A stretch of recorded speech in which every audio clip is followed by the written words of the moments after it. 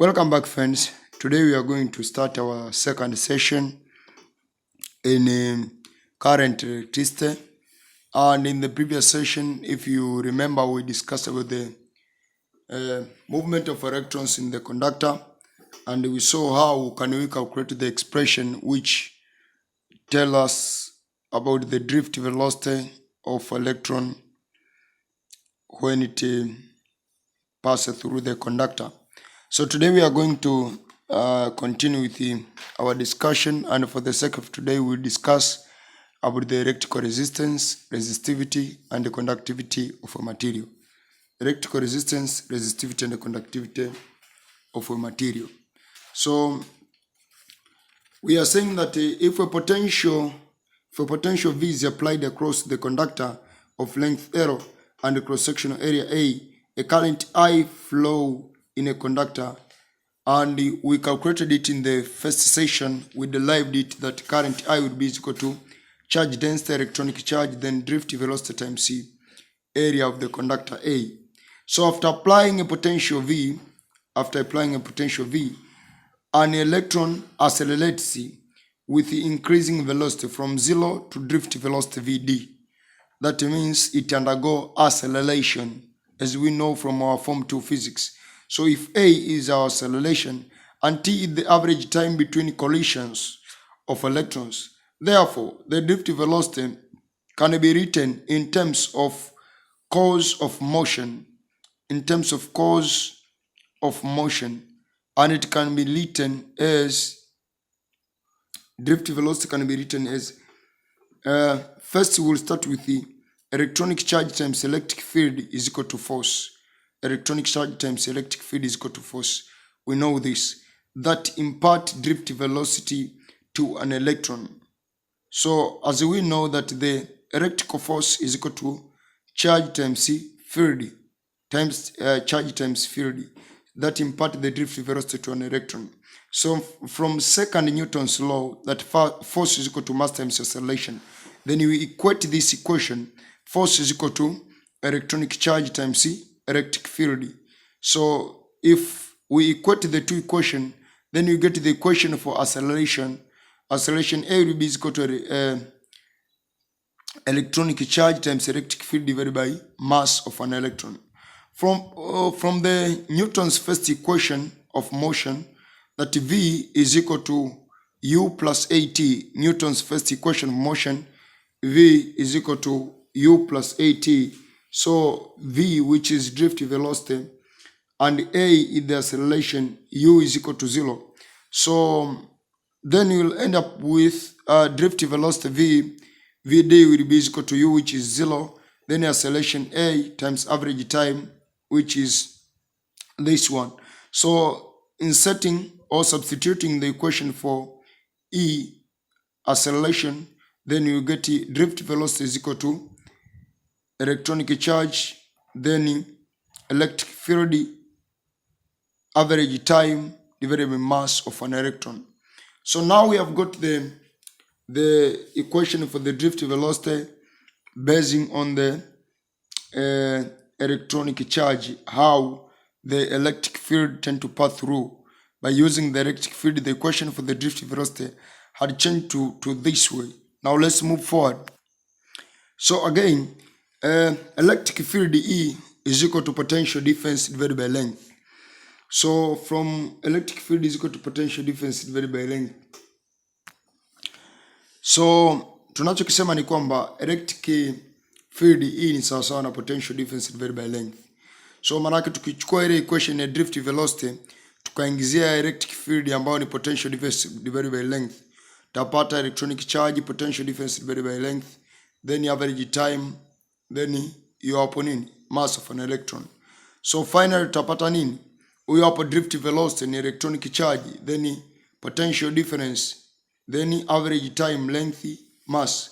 Kwa hiyo tukitaka kupata current I tulisema kwamba ni NE, then drift velocity times nani, area yule pale. So current I atakuwa ni NE, drift velocity ambayo ni yule pale tumemuingizia. So from this equation drift velocity ndo huyo hapa, then times A. Kwa sababu gani? Drift velocity VD ndio huyo hapa ambaye tumemderive. So current I will be is equal to N E square V, which is potential difference, average time, area, then mass of an electron times length. So according to Ohm's law, then we know resistance is equal to voltage V divided by nini? Potential difference divided by current.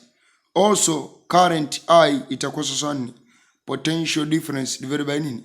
By resistance. So equating this equation with this equation, because all of these they represent current, so you get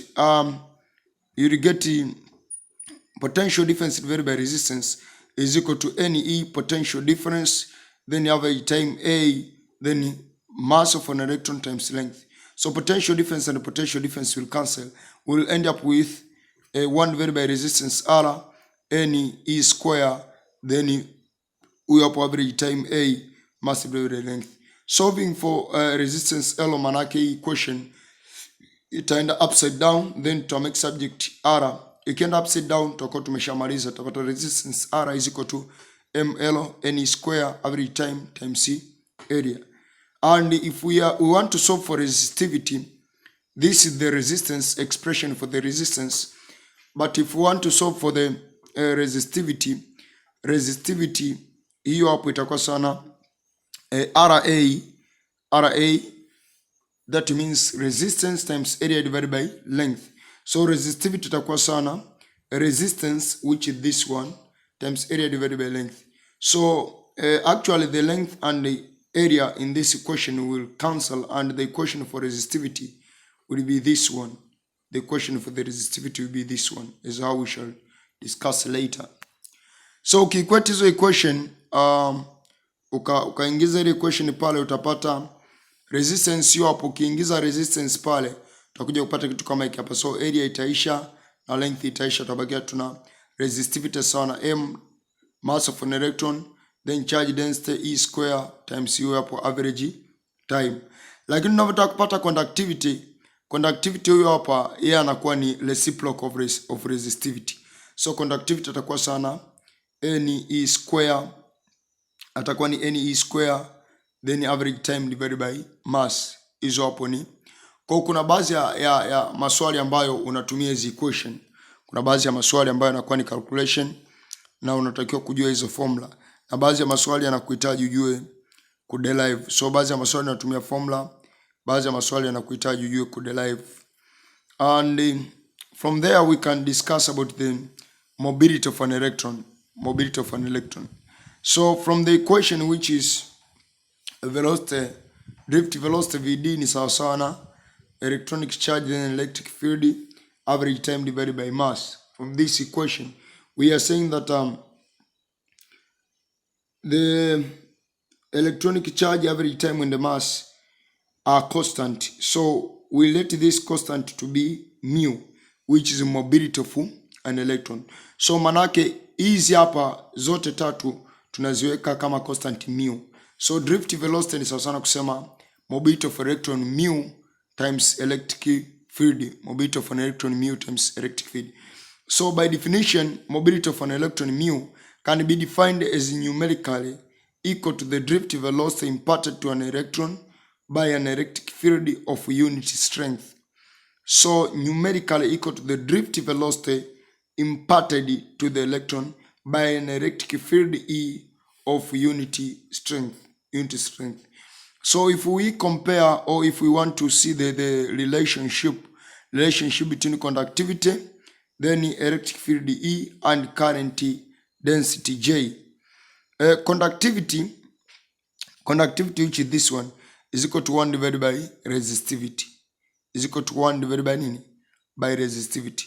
So we want to see the relationship between the conductivity, then electric field, and the current density. So from there we are inserting the equation for the resistivity. And after inserting the equation for the resistivity, so tunasema kwamba kwa conductor ambaye anakuwa na length L, conductor yote mwenye length L na cross sectional area A, resistance yanakuwa given as resistance R, and sasa na resistivity length divided by area. and Ohm's law V is equal to IR. So V will be equal to I, then resistivity length divided by area yule pale. Maana yake hapa tumeweka tu I, huyu hapa ndo resistance wetu. Equation resistance. So V ambayo ni potential difference atakuwa nani? Ni IA times nani? Resistivity, then kuna length kule. So V divided by L ambayo ni electric field. Yani potential difference times length divided by length ambayo ni electric field ni sawa sawa na current divided by area ambayo ni current density times nani? Times resistivity. So in other words ni sawa sawa na kusema hapa ni resistivity. Resistivity is equal to 1 divided by conductivity. So finally to end up with the equation ambayo itakuwa inasema kwamba electric field E ni sawa sawa na 1 ni sawa sawa na J ambayo ni current density gawanya kwa nani? Kwa conductivity. Current density gawanya kwa conductivity. So we can discuss a little about the concept of potential difference. Potential difference. Tunavyosema potential difference ni kitu gani? In an electric circuit, electrical energy is transformed into different other forms of energy. So kwa mfano tunavyoona kuna lamp ambayo ni bulb ina convert electrical energy kwenda kwenye light energy. Tukiwa tuna heater ina convert electrical energy into heat energy. Lakini tukiwa tuna motor ina convert electrical into mechanical energy. So the potential difference is defined as the amount of electrical energy transformed into different forms of energy when a unit charge passes from one point to another. So it's the amount of electrical energy which is transformed into another form of energy when a unit charge passes from one point to another. So potential difference V will be equal to energy work done divided by charge. So the SI unit for the potential difference PD is equal to work done is joule divided by charge, which is coulomb. So it is joule divided by coulomb, or in other words we can say it is volt. So from there we can discuss about the electromotive force. There is a little difference between potential difference and electromotive force. Electromotive force, which is EMF of the source, is the sum or total work done per unit charge conveyed in a circuit in which the source is connected. So hapa tunachomaanisha ni nini? Kwamba huyu source kama ni battery anakuwa anatoa energy. Hii energy sio yote itakao converted kwenda kwenye light, kwenda kwenye heat au kwenda kwenye other forms of energy. So the amount of energy which is converted into other forms of energy, it is called as potential difference. But the amount of energy ambayo haijawa converted, yani manake the total amount of energy, it is called EMF. So total amount of energy inaitwa EMF, while the amount of energy converted into other forms of energy inaitwa nini? Electromotive force. So tunavyokuwa na sources of EMF inaweza ikawa na source mbalimbali. Manake sources of EMF is the charge pump which convert other forms of energy into electrical energy. For example, tukiwa tuna car battery au dry cell ina convert chemical energy into electrical energy. Lakini generator ana convert mechanical energy into electrical energy. Hivi vyote ni sources of nani? Of EMF. So EMF ni total energy, wakati potential difference ni energy which is converted into other forms of energy. From there we are saying we are discussing about electrical resistance, and electrical resistance tunasema kwamba for a conductor can be defined the ratio of potential difference to the current flowing. So hiyo electrical resistance ni rahisi tu.